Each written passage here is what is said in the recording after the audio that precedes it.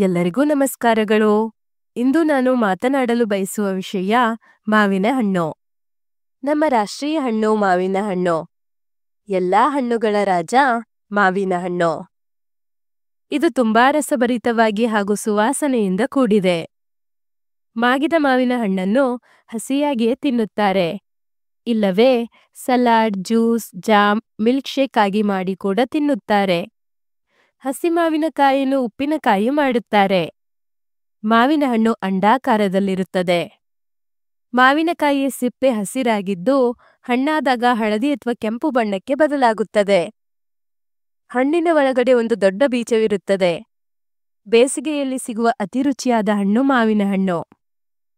ಮಾವಿನ ಹಣ್ಣಿನಲ್ಲಿ vitamin A, vitamin C, vitamin E, ಸತು, ಕಬ್ಬಿಣ, ಕ್ಯಾಲ್ಸಿಯಂ ಸಮೃದ್ಧವಾಗಿರುತ್ತದೆ.